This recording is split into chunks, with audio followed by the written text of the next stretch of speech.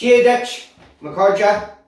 Today's date is the 25th of January 2024. And this is a public notice for the entire island of Éireann, north, south, east and west. Over the past few decades, but more recently from the 16th of March 2020, the Government of Ireland have initiated the Emergency Powers Act of 1939 and 1976 respectively, which in turn suspends the Irish Constitution under Article 28.3.3, which is an artificially extended meaning of time of war, and which was only written in the English text, and that is repugnant to Article 25.5 of the Constitution. We, the people, have been blessed and found the National Written Constitution of Éireann, an original copy. bun:eŠ 1937. And we, the people, as a collective, have been educating ourselves over the past 3 years on the true foundation of the state and its constitutional position on the entire island of Éireann. From this we have taken decisive action, which we believe is a workable, viable solution for protecting and preserving the fundamental law of this land, where we the people hold the power and have final say on all national policy. This is especially important at this time, as our natural rights are under attack, with the aim of eradicating them from the rule of law and bun:eŠ. Our natural rights are enshrined in Articles 40 to 44 of the Constitution, and these are inalienable, imprescriptible, inviolable and sovereign rights, antecedent and superior to all positive laws, acts, statutes and guidelines, all man-made laws.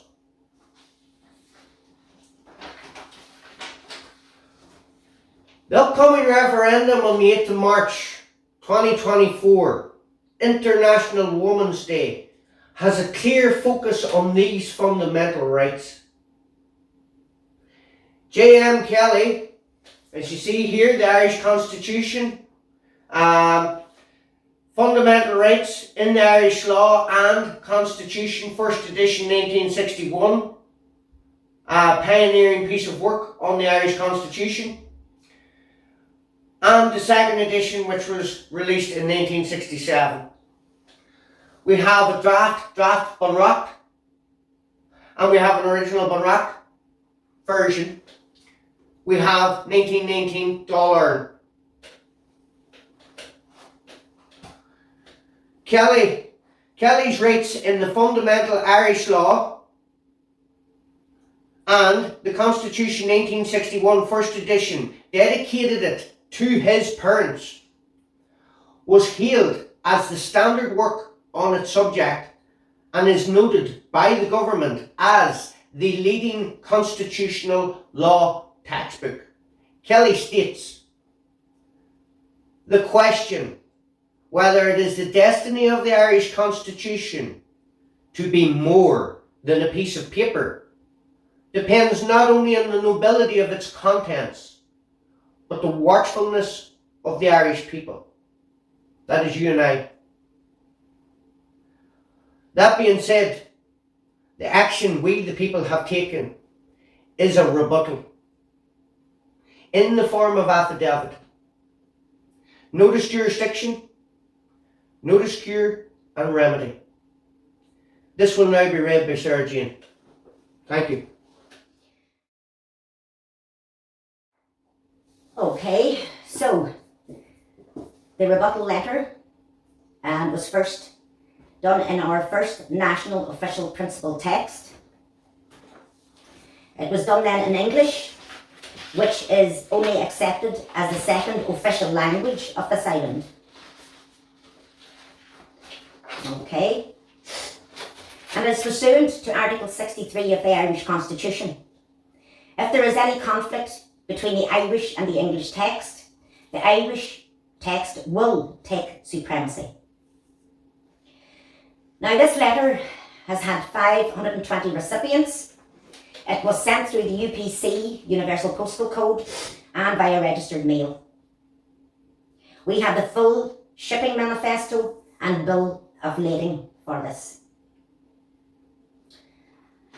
Okay. So, rebuttal letter.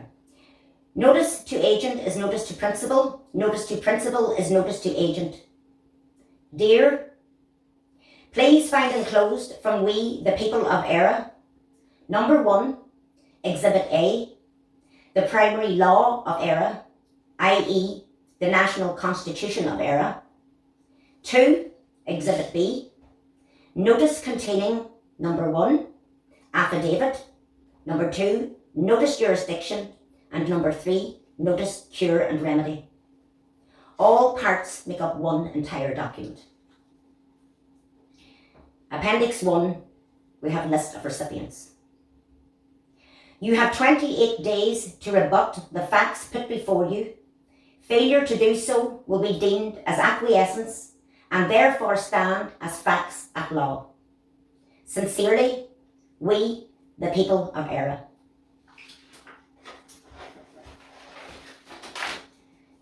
Part 1, affidavit.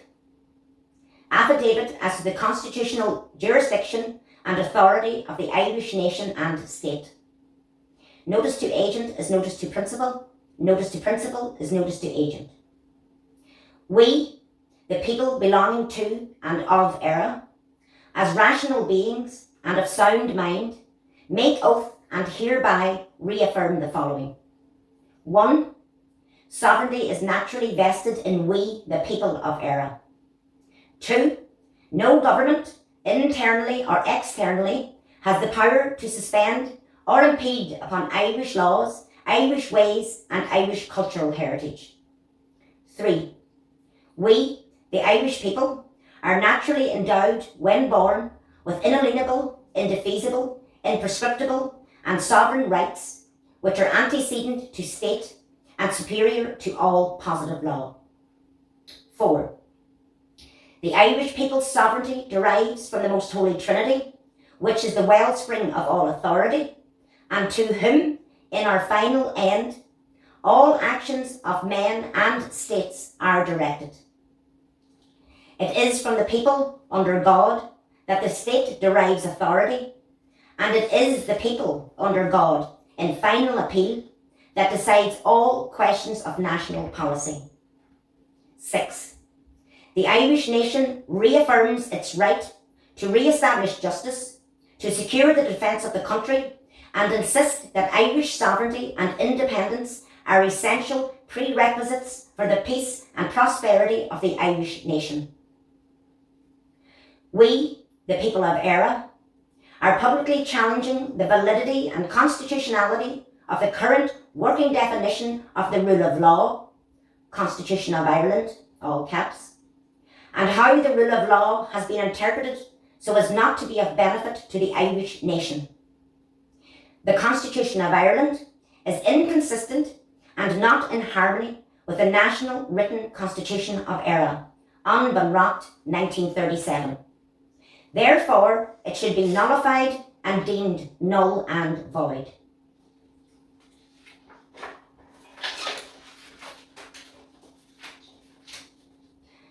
Part 2. Notice jurisdiction. Notice of jurisdiction on and in the Constitutional Republic of Éire. Notice to agent is notice to principal. Notice to principal is notice to agent. We declare the right of the people of Ireland to the ownership of Ireland and to the unfettered control of Irish destinies, to be sovereign and indefeasible. The long usurpation of that right by a foreign people and government has not extinguished the right, nor can it ever be extinguished except by the destruction of the Irish people. The Irish Republic fully realises the necessity of abolishing the present odious, degrading and foreign poor law system. It shall be the duty of the Republic to take such measures as will safeguard the health of the people and ensure the physical as well as the moral well-being of the nation. we solemnly declare that the Government of Ireland by a foreign power is a smear upon our national rights which we will never tolerate. The Irish nation hereby affirms its inalienable, indefeasible and sovereign right to choose its own form of government, to determine its relations with other nations, and to develop its life, political, economic and cultural, in accordance with its own genius and traditions. In the name of the Most Holy Trinity, which is the wellspring for all authority, and to whom, since it is the final end for us, not alone actions of people, but actions of states are directed. On the 17th of September 2021, Uachtaráin na hÉireann, Michael D. Higgins, defended the constitutional position of the Irish President by refusing to attend a church service to mark the centenary of partition of the Irish territory era, on the grounds that the invitation was addressed to the President of Ireland rather than, it was addressed to the President of the Republic of Ireland rather than the President of Ireland. On the 3rd of May 2021, on the 100th anniversary commemoration of partition in the territory era, in his official capacity in office of the Irish President, Uachtaráin na hÉireann, Michael D. Higgins, publicly addressed the nation stating, "We have much more information. Take advantage of the new material that we have, and there are events that took place, and I think they should recall their factual settings as much as possible." We, the people of Éire, have recalled our factual settings, as suggested by the Irish President, duly elected head of nation and state, and custodian of the Irish Constitution for the Irish Republic, 32 county, sovereign, independent nation, territory and state. Some of the factual findings by we, the people of Éire, are as follows. The fundamental law in Éire is bun:eŠ na hÉireann 1937, full 63 article, original text and orthography, enacted by the people on the 1st of July 1937 and brought into full force of law on the 29th of December 1937. On the 2nd of September 1939, via the First Amendment, the Irish nation was brought under emergency legislation via an artificially extended meaning of time of war. This despite Éire herself not being a belligerent at war and being a neutral territory. At the time of enactment, it was openly declared in the second stage of the First Amendment of the Constitution Bill 1939 by An Taoiseach that the powers they were seeking was ultra-virus, and therefore what they were doing was ultra-virus. Furthermore, this amendment was not enrolled in the first national official principal text and language as pursuant to Article 8.1, 25.4.4, 25.4.5 and Article 63 as pursuant to Article 52.2 and all of those articles under the full canopy of law, as justice should and will be administered on the entire territory Éire. On the 30th of May 1941, the Second Amendment, aimed at tidying up the articles, resulted in various changes over a range of disparate articles, including, but not limited to, the omission of Articles 51 to 63 inclusive, as well as the bastardising and debasing of the Irish script and orthography, without consideration for future implications. This serves to place limitations on the Irish people to unfettered access to the fundamental rights in Irish law and the Constitution. On the 25th of March 1942, the state introduced a colour of law, a de facto constitution, Constitution of Ireland, all caps, which is a working definition of the rule of law. Additionally, as a result of the Second Amendment, the text within the de facto constitution is not in harmony with the script and orthography of the de jure Irish Constitution, and many discrepancies have been noted around the translation of the Irish text into English. As pursuant to Article 63 of the de jure Constitution, in case of conflict between the Irish and the English texts, the Irish text will have supremacy. On the 8th of June 1972, the Third Amendment allowed the state to become a member of the European communities, paving the way for Ireland to become a member of the European Economic Community on the 1st of January 1973, the same date the UK became a member. Membership of the EU has resulted in surrender of sovereignty in a number of respects, including legislative sovereignty to institutions not established by the Constitution. It has resulted in preventing constitutional challenge to acts necessitated by membership of the EU and prevents provisions of the Constitution from stopping EU law from having the force of law in the state. On the 3rd of June 1998, the 19th Amendment allowed the state to consent to be bound by the British-Irish Agreement of the 10th of April 1998, an agreement fully rooted in the 1920-1922 partition settlement in Ireland. It also provided for amendments to Article 2 and 3 of the Irish Constitution, resulting in the sleight of hand removal of reference to the national territory being the whole island, and the unsettled matter of the reintegration of the national territory. This underhandedness serving to direct focus away from and delimit the significant step of reuniting the national territory. On midnight, the 5th of December 2022, the Anglo-Irish Treaty, as set out in Article 11 of the Irish Free State 1922 Constitution, came to an end. This agreement, made for a term not exceeding 99 years, referred to all lands, waters, mines, including royalties and franchises, minerals and natural resources, including the air and all forms of potential energy.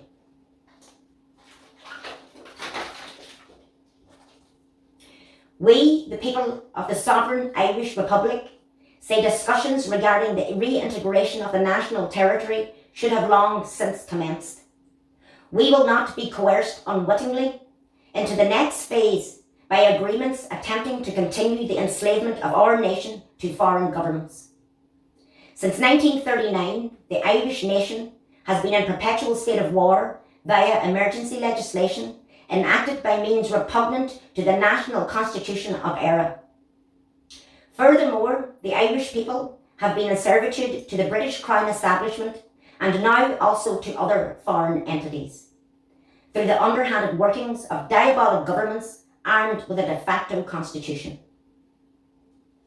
The unscrupulous suspending of the de jure constitution of ERA and its replacement by a colour of law within a foreign jurisdiction, as well as the continued attempts to erode Irish law and the sovereignty of the Irish nation, has led to the destruction of Irish national life, political, economic and cultural.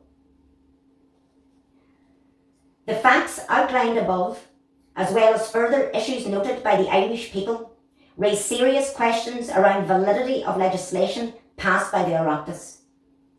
Constitutional repugnancy and jurisdiction must be addressed.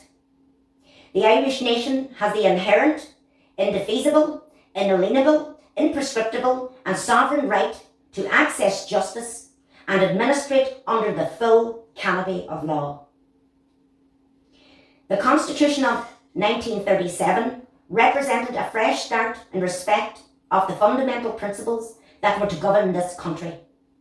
We, the people of ERA, say there was never an intention for there to be a further constitution existing side by side and outside of the primary law of this land, be that written or unwritten. Therefore, the question whether it is the destiny of the Irish Constitution to be more than just a piece of paper depends not only on the nobility of its contents, but on the watchfulness of the Irish people. We, the people of ERA, hereby give notice to all whom it concerns that the rule of law in and of this island of ERA is bun:eጾnn, enacted by the people on the 1st of July 1937, and in operation from the 29th of December 1937. Fidelity to the nation and loyalty to the state are fundamental and political duties of all citizens.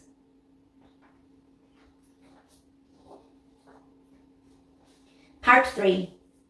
Notice of cure and remedy. Remedy and cure for the protection of fundamental rights of the Irish nation and the protection of the territory era. Notice to agent is notice to principal. Notice to principal is notice to agent. To all men and states, we, the people of Era, hereby forthwith serve formal notice of cure and remedy. You are hereby notified that the Irish people considers your failure to act as pursuant to Irish law as set out in the Irish Constitution as conditions that have caused destruction to Irish life, political, economic and cultural, and these failures are endangering the Irish people and the territory era. The governments have committed the following fundamental constitutional wrongdoings against we, the people of Era. Over the years, odious governments have, at the expense of the Irish people, licensed Era's natural resources and plan to benefit from her destruction by way of precious metal and natural resources prospecting, licensing and mining, as well as the disposal of higher activity radioactive waste materials in geological disposal facilities. All this for the benefit of foreign corporate entities. National and local industries, such as the essential agricultural and fishing industries, have and continue to face extreme legislation which serves to delimit the capability of the Irish nation to provide for its fundamental and vital needs. Furthermore, compromising the nation's ability and right to pursue adequate means for a good standard of living. Diabolic governments have allowed the prospecting and licensing for the poisoning of our air, land and waterways. The private banking industry has been allowed to perpetuate fraudulent transactions and contractual obligations on an industrial scale, resulting in untold property and land repossessions and confiscations with no redress or accountability. Frequent, brutal and violent unlawful trespass and evictions of thousands of Irish families and people over the last 2 decades alone have occurred, often with the assistance of An Garda Síochána and the Police Service of Northern Ireland, whose duty it is to protect life, protect property and preserve the peace. State-run industrial workhouses and care institutions have and continue to cause untold generational traumas, physical, mental and psychological, with no justice or accountability for the victims or families. Additionally, the sanctity of life itself is not being honoured, respected, nor treated with dignity. Since the 16th of March 2020, diabolic entities within the halls of governance have ruled and legislated with impunity over the Irish people and Irish law, despite sustained and ever-increasing outcry.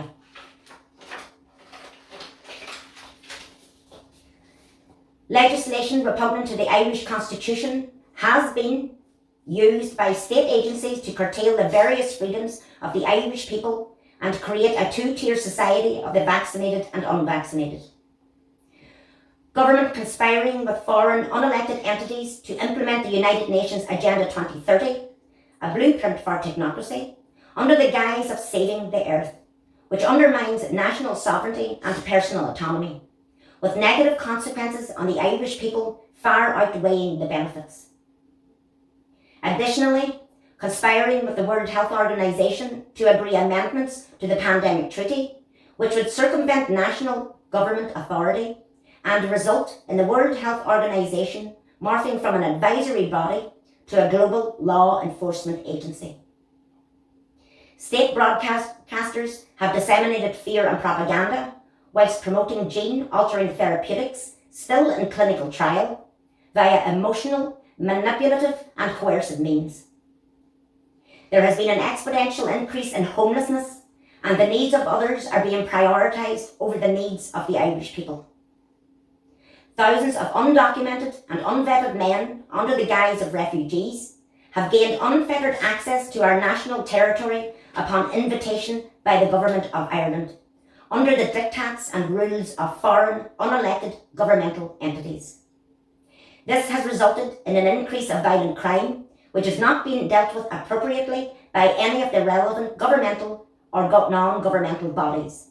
Yet our borders remain open to all, with the Irish Defence Forces facilitating, whilst an unarmed populace, vulnerable populace, remain feeling insecure in their homes, on the public streets, and at their places of work. Entities involved in international disputes and conflicts have been, and continue to be, permitted to use the land, airspace and territorial seas of and belonging to ERA. This despite our neutral status. Additionally, ever-increasing focus is now on attacking the natural, God-given and fundamental rights of Irish national life. Those rights include, but are not limited to, personal rights, the right of the family and woman within the home, the right of the family as the primary and natural educator of the child, the right of man in his virtue of his rational being to the ownership of private property, the right to religious freedom and to practice a faith of one's own choosing. We have fundamental rights which are derived from natural law, embodied and codified in our national primary law, bun:eŠoč:e, and which are superior and antecedent to all positive law. These are universal, endowed from our Creator, and are inalienable, indefeasible and imprescriptible, which no men or states can impede or infringe upon at law. The state has exploited its position and ministerial codes of office, and has stepped out of the boundaries and remit set out in the national written constitution of ERA. We, the people of ERA, do not consent to being governed and legislated by foreign, unelected, poor, odious and diabolic governmental institutions and non-governmental organisations. We, the Irish people, as custodians of the primary national law of and belonging to ERA, declare and affirm that we are invoking the primary and fundamental law of this land, bun:eŠoč:e, enacted by the people on the 1st of July 1937 and in operation from the 29th of December 1937. Additionally, we are hereby exercising our inalienable, indefeasible and sovereign right to seek a constitutional challenge, judicial review and judicial determination on the validity and constitutionality of the current legislation and amendments passed which were enacted into Irish law.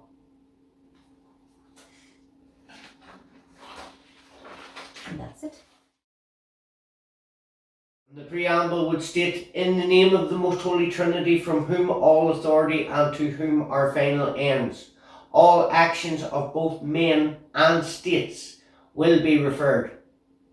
We, the people of ERA, humbly acknowledging all our obligations to our divine Lord Jesus Christ, who sustained our fathers through centuries of trial and unremitting struggle to regain the rightful independence of our nation, and seeking to promote the common good through due observance, prudence, justice and charity, so that the dignity and the freedom of the individual may be assured, true social order attained, and concord established with other nations, to hereby adopt, enact, and give to ourselves a constitution. bun:eŠoč:e, 1937. We have a YouTube channel. It is bun:eŠoč:e, 1937, and we have a Twitter account just recently uploaded. It is of the same bun:eŠoč:e, 1937. These PDFs will go up there. It is very important. Our natural law is enshrined in the Irish Constitution. They are inalienable, imprescriptible and sovereign rights. They are superior to all positive law. They can only be changed in accordance with law via national referendum. We are being manipulated and coerced via diabolic entities within the halls of governance. They are dictating international law supersedes the Irish Constitution. The Irish Constitution is the rule of law for the land. Period. Period. And all justices and the President and the government know it. Currently, the government have suspended the Constitution under emergency legislation for, let's say, a war in the east of Europe, where we may not be a belligerent, but our vital interests may be affected. That is an artificially extended meaning of Article 28.3 of the Irish Constitution, and that gives the government a full dictatorial role over its nation, which is unconstitutional to say the least, because it has been perpetually used to keep us enslaved since the 25th day of March 1942, when they brought out a colour of law, which is the Blue Constitution, and it states in the opening pages, the text in this Constitution is a copy of the text prepared in accordance with Article 25. However, Articles 51 to 63 conclusive still have the full force of law, and that is Article 52.2 of the Irish Constitution as pursuant to Article 63 under the full canopy of law, as justice will be administered on this entire island. Go on me and my August people. That's all I need to say today. If Sarah Jane wants to finish out. I suppose I just wanted to highlight that all 520 recipients have received an bunrat. Ignorance of law is no excuse. There we have, they have, each 520 people now have the law. I just want to finish on an urge. These 520 recipients, what we're doing, we have done hard work here, people, right? We have prepared this here, we've got it translated, so they must honourably reply to us, because we have written to them in the first national official principal text, which is Clode Gaelic, Irish font, Irish script and orthography, as enrolled in the office of the Registrar in the Supreme Court, as conclusive evidence of the provisions of this Constitution in case of conflict between the Irish and English text. The Irish text will take supremacy, and we're calling upon that now. That is the full canopy of law. Everything else is a derivative of law. It is a working definition of this rule of law, accepted by a majority. We need people to print this out, sign it, put it into an A4 and send it registered post. Keep your receipt, take the sticker off it, put your sticker on your receipt and upload them, get them to us. We have cast a stone, and that stone has started a ripple. That ripple effect in 6 months' time can become a tsunami.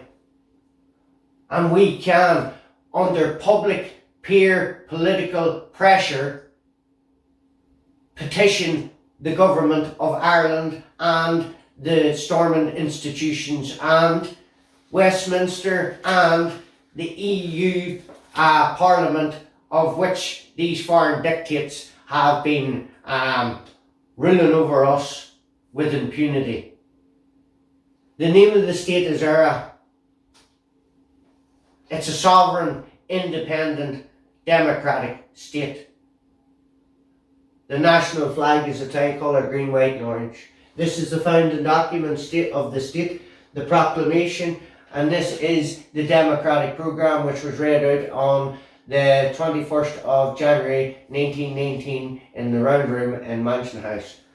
This was read out on the 24th of April 1916 on the steps of the GPO by Padraig Pearse. And this is the minutes of the Dáil, the first sitting of the Dáil. Here, which was written in Clode Gaelic in the opening minutes, and we have it translated, and it states distinctly that the first Dáil was a provisional government set up until the people give themselves a written constitution.